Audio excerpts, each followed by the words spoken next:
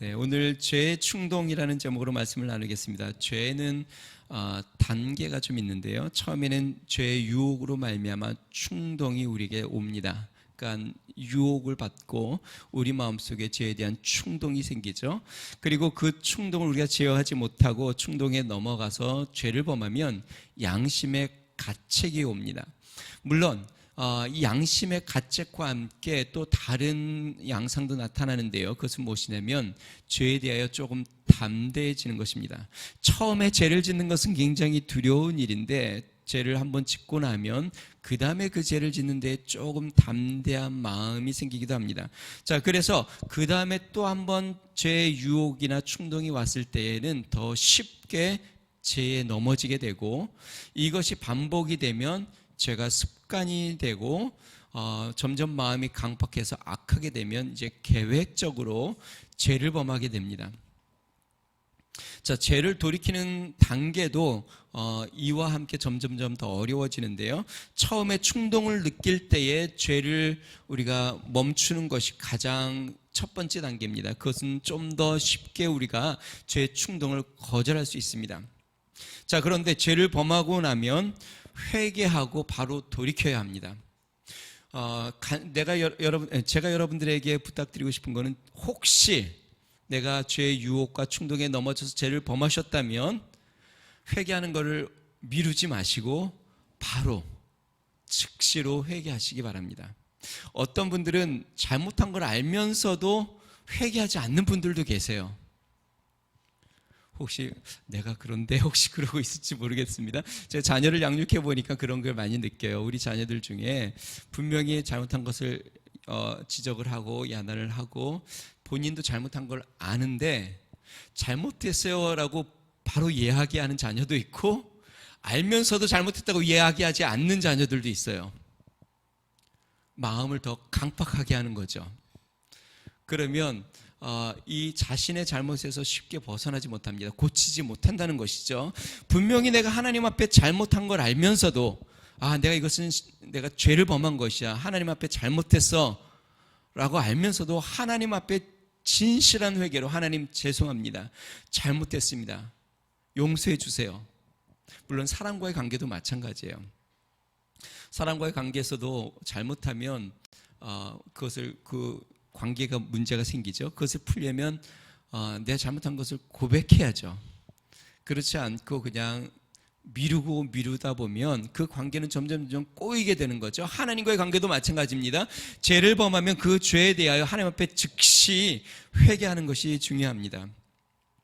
자, 그런데 그렇게 회개하지 않고 죄가 점점 습관이 되면요, 그러면 죄에서 돌이키는 것이 점점 더 어려워집니다. 죄는 처음에 돌이키기는 쉽지만 그것이 반복되고 습관이 되고 인이 박히면 그 다음에는 죄를 돌이키는 것이 점점 어려워집니다. 어쩌면 더 큰 하나님의 은혜와 아니면 하나님의 징계가 필요할 수도 있습니다. 그렇기 때문에 우리의 마음이 점점 강팍해지지 않도록, 그러니까 쉽게 이야기하면 이런 것이에요. 성경에도 보면 예수님께서 마음의 밭에 대해서 이야기했잖아요.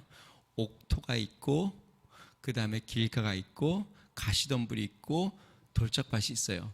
그 밭의 그 무르기 정도, 옥토는 가장 부드럽고, 그 다음에 단계 되면서 마음밭이 점점 딱딱해지는 것이죠. 돌짝밭은 완전히 돌이죠. 말 그대로 딱딱한 거죠. 여러분의 마음은 어떤 것 같아요? 아주 소프트하고 부드러우세요? 아니면 마음이 조금 말랑말랑, 아니면 조금 굳어져 있거나 딱딱해져 있습니까? 어떤 것 같아요? 우리 이병훈 집사님은 어떤 것 같아요? 예, 때에 따라 우리의 마음을 우리가 기경하지 않으면, 죄로 말미암아 물들어져 있는 우리의 마음밭을 기경하지 않으면 우리의 마음은 점점 단단하게 굳어져 갑니다. 굳어져 간다는 말은 하나님의 말씀이 들어와도 말씀이 우리 안에 들어오지도 못하고 은혜 가운데 나아가지도 못합니다. 동일한 말씀을 들어도 그 말씀이 내 안에 깊이 들어오지 않아요. 같이 찬양을 해도 별로 감동이 되지 않아요. 왜 그럴까요? 마음이 그만큼 굳어져 있는 거죠. 근데 옥토가 돼 있으면 말씀이 떨어지면 그 말씀을 흡수해 버리고 그 말씀으로 말미암아 내 영혼이 살아나고 하나님의 은혜 가운데 깊이 나아가게 되는 것이죠. 아담과 하와가 죄를 범하여 삶의 고통과 두려움이 찾아왔습니다. 그런데 제가 성경을 보니까요, 아담과 하와는 죄를 범하면서도 하나님 앞에 뉘우치고 돌이킨 것 같아요. 그것을 어떻게 할 수 있냐면 4장 처음에 보니까요, 그 아담과 하와가 아들을 낳습니다. 가인을 낳습니다. 그때 하와가 뭐라고 고백하냐면 이렇게 고백합니다. 내가 여호와로 말미암아 등남하였다 하니라. 내가 하나님 앞에 에덴 동산에서는 쫓겨났지만 여호와 하나님이 나에게 긍휼과 은혜를 베푸셔서 여호와로 말미암아 내가 아들을 낳았다. 자, 나중에 보면은요, 아벨이 죽고 아벨 대신에 하나님께서 셋을 주는데요, 셋이라는 아들을 주는데 그 아들을 받았을 때 아담이 또 뭐라고 했냐면요, 25절에 보니까 아담이 다시 자기 아내와 동침하며 그가 아들을 낳아 그의 이름을 셋이라 하였으니 이는 하나님이 내게 가인이 죽인 아벨 대신에 다른 씨를 주셨다 함이며, 하나님이 내게, 하와도 여호와로 말미암아라고 이야기했고 아담도 하나님이 내게, 분명히 이들은 죄를 범하여서 하나님의 징계를 받아 에덴 동산에서 쫓겨나고 삶의 고통과 가시덤불과 엉겅퀴가 삶에서 나지만 다시 한번 주를 바라보고 있습니다. 여호와로 말미암아 하나님이 나에게. 사랑하는 성도 여러분, 하나님 앞에 늘 다시 한번 나아가는 은혜가 있으시기를 주의 이름 축원드립니다. 혹시 여러분 지난 한 주 동안에 하나님 앞에 정말 내가 하나님을 인정하지 않고 하나님을 찾지도 않고 내 마음대로 살아서 하나님을 슬프게 하는 삶을 살았다고 할지라도요, 오늘 다시 여호와 하나님을 바라보시기 바랍니다. 아멘 해보세요. 오늘 다시 한번 주를 바라보세요. 하나님을 인정하세요. 하나님이 나에게 은혜를 베푸십니다. 하나님이 나의 삶을 이끌어가게 하십니다. 하나님이 도우십니다. 자, 그런데 오늘 본문 4장에 보니까요, 첫 아들 가인이 동생을 살인하는 장면이 나옵니다. 분명 가인은 부모로부터 제 고통을 보았고 들었을 겁니다. 그런데 단번에 제 충동에 넘어가 인류 최초의 살인자가 됩니다. 참 제가 성경을 보다가 아이러니하고 흥미로운 사실을 하나 몇 가지 발견했는데요. 죄의 발단이 언제 되었냐면 하나님께 제사를 드리는 것으로부터 시작이 됐다는 것이에요. 가인이 언제 죄를 져요? 하나님 앞에 제사를 드리는 거로부터. 가인은 그 농사를 짓는 사람이라 삶의 그 땅의 소산으로 하나님 앞에 예물을 드렸고, 아벨은, 그 동생 아벨은 양을 치는 자라 양 새끼와 그 기름으로 하나님 앞에 제사를 드렸어요. 그런데 하나님께서 아벨과 그 제물은 받았는데 가인과 그 제물은 받지 않으셨어요. 이래서 가인이 아벨을 죽이는 장면이 성경의 오늘 본문 말씀이에요.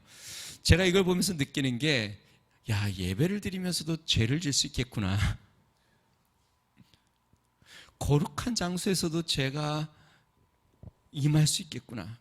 하나님 앞에 예배를 드린다고 하면서도 우리의 삶이 하나님 앞에 죄를 범할 수 있겠구나. 주님 앞에 예배를 드리러 앉아 있으면서도 우리의 마음이 죄 가운데 빠질 수 있구나.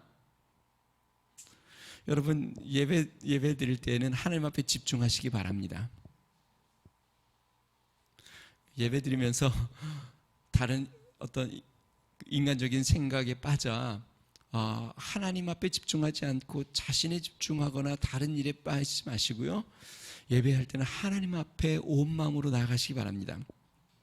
또 하나 흥미로운 것은요, 가인이 분명히 하나님이 자신과 자신의 재물을 받지 않아 섭섭했는데 그 분을 어디에 풀어요?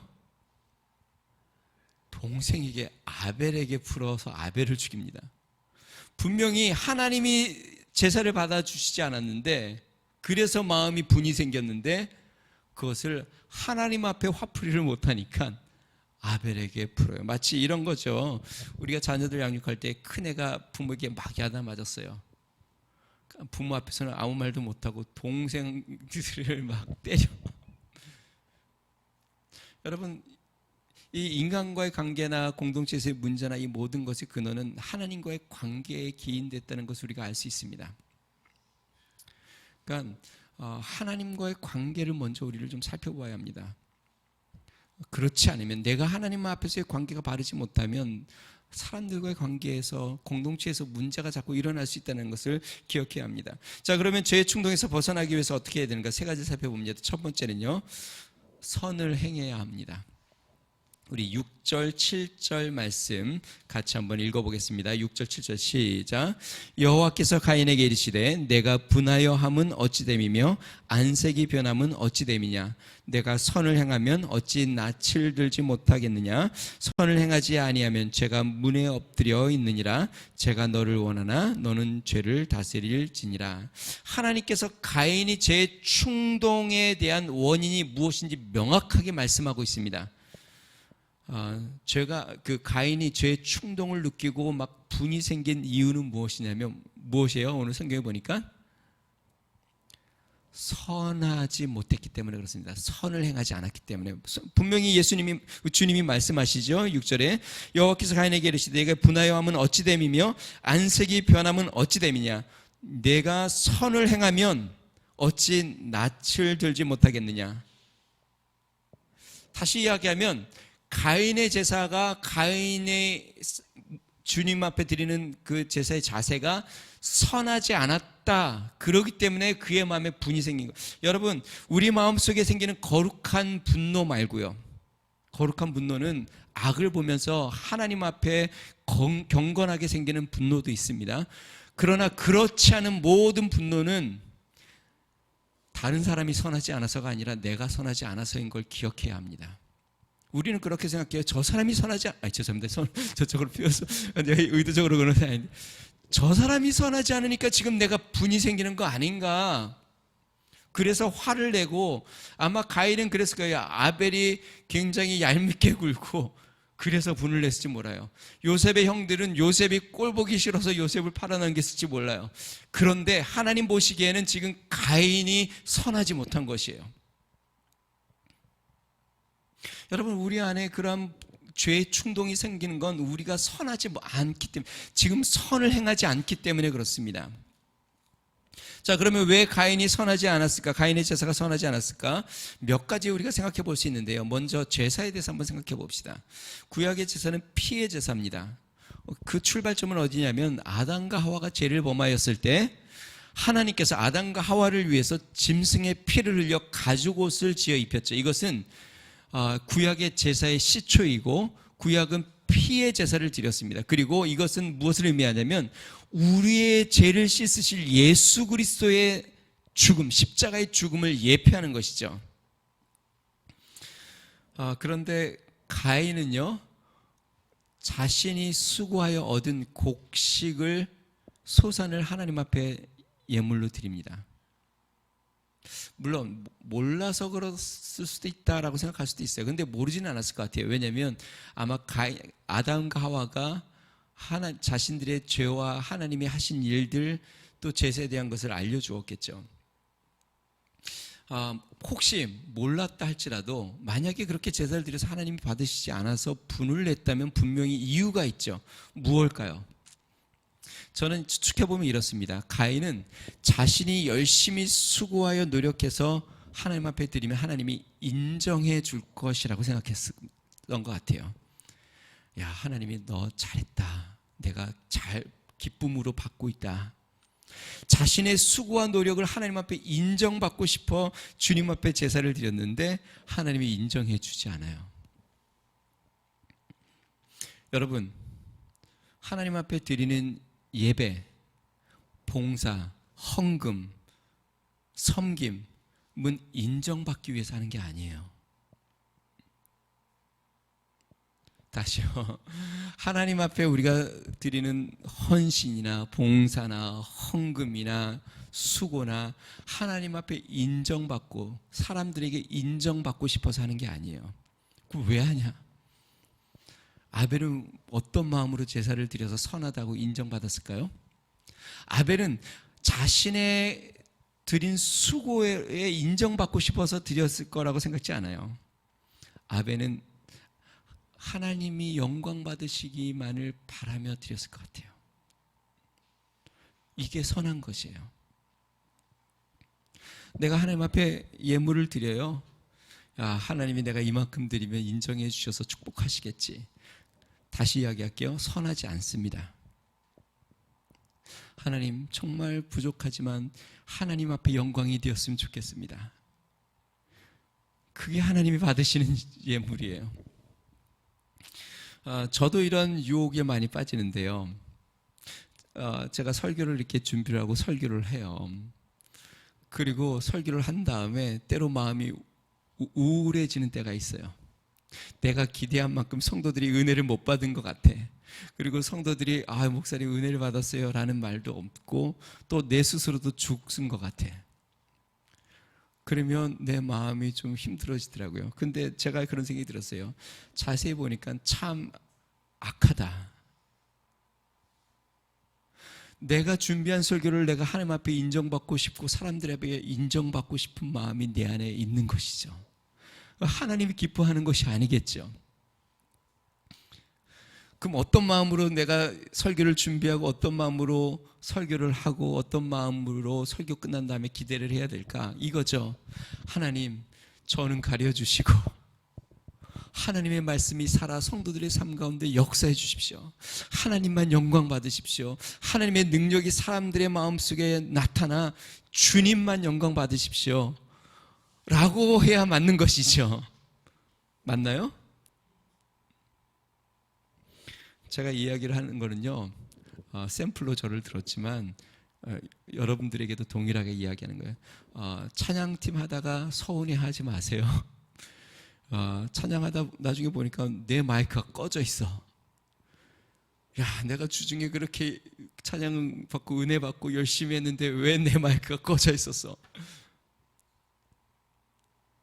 충장 한 달 동안 열심히 준비하고 찬양을 했는데 뭔가 문제가 생겨서 연습한 것만큼 안 돼. 여러분 서운하지 마세요. 오케스트라도 마찬가지예요. 혹시 사람들 듣기에 부족해도 하나님이 영광이 되면 성도들이 은혜를 받으면 족한 것이에요. 물론 이런 안타까움은 가질 수 있어요. 야, 더 큰 은혜를 영광을 돌릴 수 있었는데 너무 안타까워 라고 할 수는 있어요. 그렇지만 그런 안타까움이 아니라 뭔가 인간적인 서운함이나 뭔가 인간적인 그런 마음들이 들면 그것은 선한 태도가 아니에요. 사랑하는 성도 여러분, 우리가 아까 부분에도 이야기했죠. 가인이 제사를 드리다가 살인자가 됐어요. 우리가 하나님 앞에 항상 선한 마음으로 나아가야 돼요. 선한 의도로. 예물을 드릴 때도 하나님 앞에 헌금을 드릴 때도 선한 마음으로 드려야 돼요. 제가 이야기하는 건 하나님을 위해서 수고와 노력을 하지 말라는 게 아니에요. 인정받으려고 하지 말고 하나님 앞에 수고와 노력, 교회를 위하여 수고와 노력을 하되 이렇게 고백해야 합니다. 제가 자주 했죠. 저는 무익한 종입니다. 모두 하나님의 은혜입니다. 주님이 주신 것을 주님께 돌린 것밖에 없습니다. 하나님의 은혜입니다. 항상 그러한 선한 마음으로 하나님 앞에 나가야 됩니다. 죄의 충동에서 벗어나는 가장 효과적인 방법, 가장 적극적인 방법은 무엇이냐면요, 선을 행하는 겁니다. 선한 일을 하기에 힘쓰는 사람은요, 죄의 충동에서 멀어지게 되어 있습니다. 열심히 무엇인가 선한 일을 하면 딴 생각이 들지 않아요. 그런데 선한 일에 마음을 쏟지 않으면 인간적인 생각이 계속 들어옵니다. 우리 마음속에. 무슨 말인지 이해가 되시죠?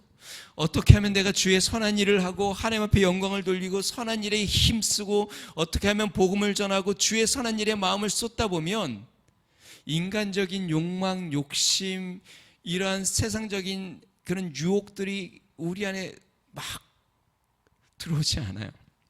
그런데 그것이 우리 안에 선한 일에 마음을 쏟지 않으면요, 끊임없이 사단이 우리 안에 잡생각을 계속 넣습니다.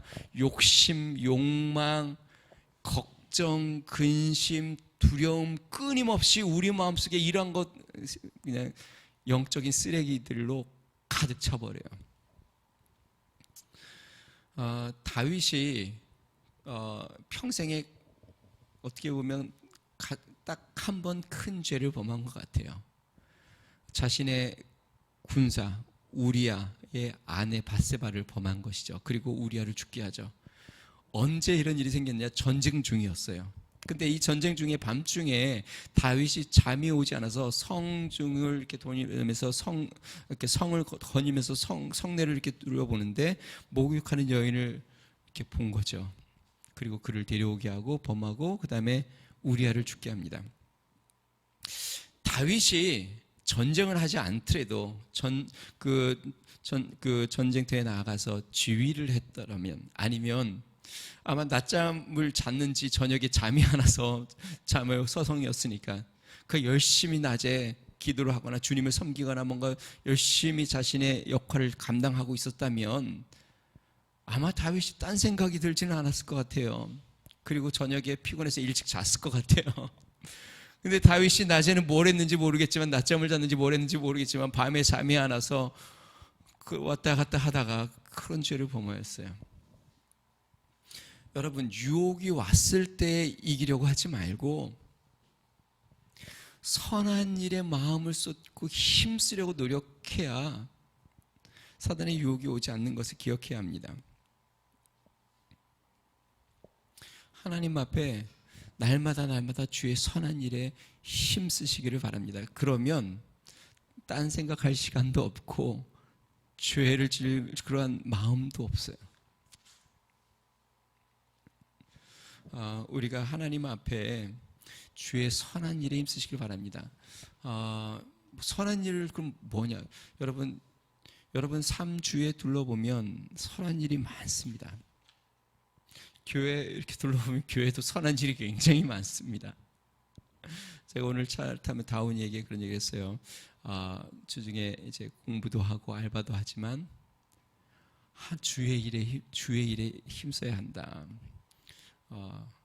그렇죠. 여러분, 우리가 할 일이 많죠.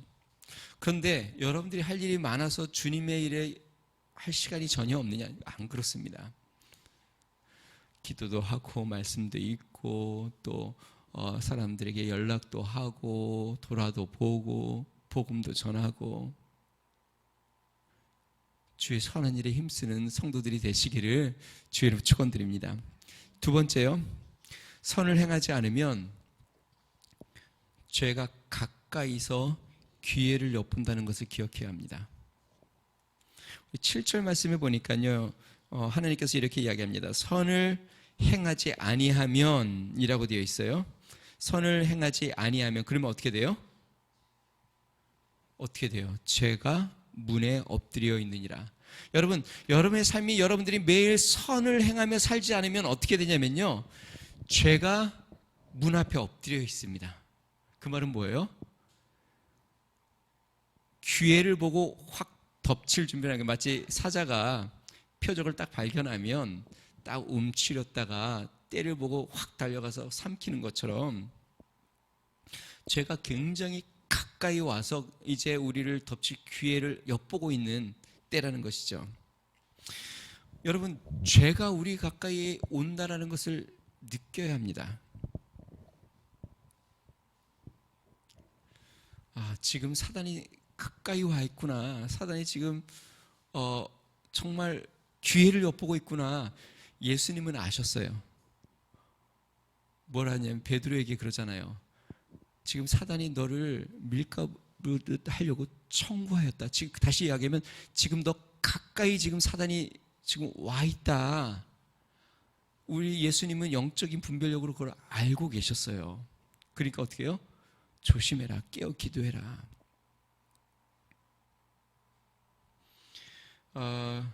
저는 가끔 보면은요, 저를 이렇게 보면 지금 가까이 와 있다는 걸 느낄 때가 있어요. 그게 언제냐면 제 마음속에 기쁨이 사라질 때, 감사가 사라질 때, 내 입에서 자꾸 힘들다고 이야기가 나올 때, 내 마음에 뭔가 서운함이나 원망과 불평이 생길 때, 여러분, 그때 가까이 와 있는 것이에요. 이해되세요? 여러분의 마음 상태를 보면 지금 죄가 멀리 있는지 가까이 있는지를 알 수 있어요. 그 우리가 영적으로 잘 생각을 안 해봐서 그렇지, 영적으로 분별해 보면요, 죄가 가까이 와서 우리를 확 넘어뜨리려고 하기 전에 분명히 우리 마음의 상태가 달라집니다. 우리 마음속에 염려가 많아지고, 또한 뭔가 원망이 생기고, 섭섭한 마음이 생기고, 또 기쁨이 사라지고. 그 말은 무슨 뜻이냐면, 지금 사단이 가까이 우리를 이제 넘어뜨리려고 가까이 와 있다는 것을 기억해야 합니다. 제가 우리 목장 모임을 하다가 이야기를 나누었는데요, 제가 지난주 한 주 동안 갑자기 몸이 이게 막 녹초가 된 것처럼 힘이 하나도 없더라고요. 마치 진이 다 빠진 것처럼 아무것도 못하겠어요. 제가 왜 그랬을까? 두 가지 원인이 생각이 났어요. 첫 번째는 쉬지 않고 일을 했어요. 좀 쉬어야 되는데 뭐 한 두 달 가까이 진짜 뭐 이렇게 쉼 없이 계속 일을 해서 이게 너무 힘들었던 것 같아요. 근데 신기한 거는 그 전주까지는 일을 그렇게 해도 힘든 걸 하나도 몰랐어요. 우리 유현상 집사님이 저한테 그러더라고요. 목사님 힘드시지 않냐고. 힘든 걸 모르겠더라고요. 너무 기쁘고 즐겁고 감사하고, 하나님이 매일매일 역사하는 것을 볼 때마다 막 흥이 나고. 그런데요, 지난 바로 전주부터 우리 여기 회사들이랑 여기 토지주랑 이 상수도 문제가 계속 딜레이가 되는 거예요. 회사들마다 다 이제 뭐 시간이 자꾸 계속 미뤄지고. 그래서 중간에 제가 그 일들을 이렇게 하면서 마음에 약간 좀 기분이 안 좋더라고요. 사람들에게도 그렇고, 일이 이렇게 빨리 진전이 안 되는 것들이 좀 뭔가 서운하기도 하고. 근데 참 신기하죠. 그 마음이 딱 들어오는 순간 내 마음의 기쁨이 싹 사라지고 감사가 사라지더라고요. 그러더니 몸에 힘이 쭉 빠지고 몸이 기력이 확 떨어지더라고요. 내 마음에 일을 하면서 기쁘고 즐겁고 감사하며 할 때는 일이 힘든지도 몰랐고, 몸도 참 늘 하나님이 주시는 은혜로 그렇게 힘있게 했는데, 내 마음에 그러한 마음을 어느 순간 싹 들어오는 순간 내 마음도 무거워지고 몸도 힘이 빠지더라고요. 사랑하는 성도 여러분, 전에도 말씀드렸지만 사단은 실체를 드러내놓고 일하지 않습니다. 사단은 아주 교묘하고 간교하게 일합니다. 이것이 지금 사단이 하는 일인지 잘 모르게 우리가 깨달지도 못하게 해요. 그래서 영적인 분별력이 필요한 것이에요. 이게 사단이 나에게 지금 이렇게 공격하는 거구나, 사단이 틈을 보고 내 마음을 넘어뜨리는 거구나라는 것을 알아야 되는데, 우리가 그것을 모르면 어떻게 하냐면, 이제는 뭐 내가 더 이상 이게 화가 나서 마음이 상해서 못하겠다, 이렇게 돼버리면 안 된다는 것이죠. 대부분 많은 분들이 그렇게 생각해요. 열심히 하다가 그런 일들이 생기면 이것은 어떤 영적인 것으로 분별하지 못하고 그것을 다르게 해석하는 경우들이 많이 있어요. 사랑하는 성도 여러분, 우리의 마음을 살펴서 죄가 얼마나 가까이 있는지 보아야 합니다. 혹시 죄가 가까이 와 있다면 우리는 선한 일을 추구해야 합니다. 그러니까 하나님의 선한 일을 바라보고 주의 선한 일에 마음을 쏟아야 합니다. 그리고 죄의 유혹을 우리가 거절하고 멀리해야 합니다. 자, 마지막 세 번째로요, 우리가 기억해야 될 것은 죄의 충동을 다스려야 합니다. 하나님께서 가인에게 이렇게 이야기합니다. 7절 후반절에 보니까요, 죄가 너를 원하나 너는 죄를 다스릴지니라. 죄가 너를 원하나. 여러분, 죄, 다시 얘기하면 사단이죠. 사단은 우리를 다스리길 원합니다. 그러니까 자기 수하에 우리를 두어서 자기 마음대로 우리를 부리길 원합니다. 그래서 사단 앞에 꼼짝 못하게 하려고 합니다. 자, 그런데 하나님이 뭐라 그래요? 죄를 다스려라. 너가 죄의 다스림을 받지 말고 너가 죄를 다스려라. 죄를 다스리는 자는요, 어떠한 은혜가 주지만 하나님의 권세가 주어집니다. 권세가 있으니까 다스리는 거죠. 자, 하나님의 권세가 주어지면요, 죄를 다스릴 수 있는데요. 그러면 귀신 들린 자를 내어 쫓을 수 있고요. 왜냐하면 죄를 다스리니까. 죄로 말미암아 병든 자들이 병을 고칠 수 있고요. 사단의 역사를 우리가 막을 수 있죠. 자, 저를 한번 보세요. 죄의 다스림을 받는 자는 사단을 두려워하고요. 죄를 다스리는 자는 사단이 그 사람을 두려워합니다. 무슨 말인지 이해가 되세요? 내가 죄를 다스릴 수 있으면 사단이 나를 두려워하게 되어 있어요. 그런데 죄가 나를 다스리잖아요. 내가 사단을 두려워합니다. 왜냐하면 사단의 수하에 들어가 있으니까. 예수님이 거라사인 지방에 갔을 때에 군대 귀신 들린 자가 와서 예수님께 외치잖아요. 나를 떠났어. 그러니까 예수님을 두려워하는 거죠. 왜냐하면 예수님에게 권세가 있으니까. 이거를 우리가 영적인 권세라고 하는데요. 이게 영적 싸움입니다. 우리가 사로잡느냐 사로잡히느냐. 우리가 성령에 붙잡힌 바 되어 악한 영들을 제어할 수 있는 권세가 있느냐, 아니면 악한 영이 우리를 마음껏 주물러서 두려움과 절망과 파괴와 저주 가운데 살게 만드는가.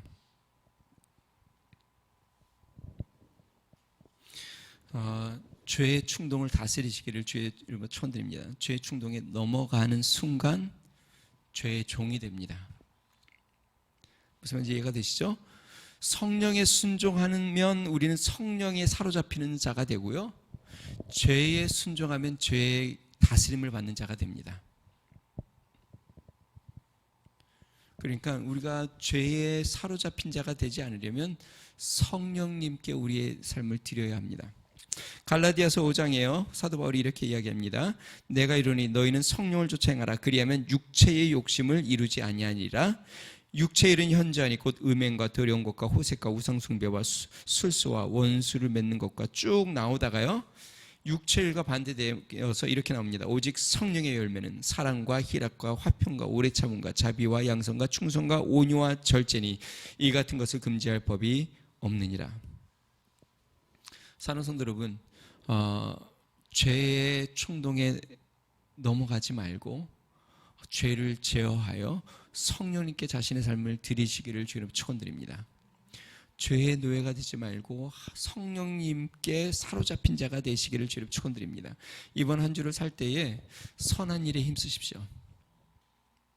그냥 먹고 사는 일에만 마음 쓰지 마시고 나의 가정만 생각하고 또 나의 미래만 생각하고 나의 여러 가지 일들만 생각하지 말고 삶 가운데 어떻게 주의 선한 일을 할지를 마음을 쏟으십시오. 매일매일 순간순간 하나님, 오늘은 내가 주를 위하여 어떤 선한 일을 할 수 있을까요? 그 일에 마음을 쏟고 힘쓰시기 바랍니다. 그러면 하나님이 이 모든 것은 더해 주시고 하나님이 여러분의 삶에 역사하실 것이고, 우리는 성령의 권세로 사단을 제어하고 믿음 가운데 승리하는 삶을 살게 될 것입니다. 우리 같이 한번 기도하겠습니다. 우리 이 시간에 기도할 때에 우리 하나님의 은혜로 이번 한 주도 믿음 가운데 살고 우리 하나님과 동행하는 삶이 되게 해달라고 우리 같이 한번 좀 기도합니다. 무엇보다도 선한 일에 힘쓰는 삶이 되게 해달라고, 오직 내 마음, 나의 관심, 나의 에너지, 나의 모든 것이, 물론 내가 일을 하면서도 그것이 주의 선한 일이 되고, 자녀를 교육하면서도 그것도 선한 일이 되고, 나의 행하는 모든 일이 하나님 앞에 선하고 하나님 앞에 영광을 돌리는 그러한 일이 되도록 죄의 충동에 넘어지지 않고 오직 성령을 쫓아 행하는 삶이 되게 해달라고 우리 같이 한번 기도하겠습니다. 좋으신 하나님 아버지 감사합니다. 하나님, 아벨이 하나님 자신의 노력과 수고로 인정받고 싶어 하나님 앞에 나갔고 인정받지 못하자 그 마음에 분함이 생겨 하나님 살인을 하는 장면을 보았습니다.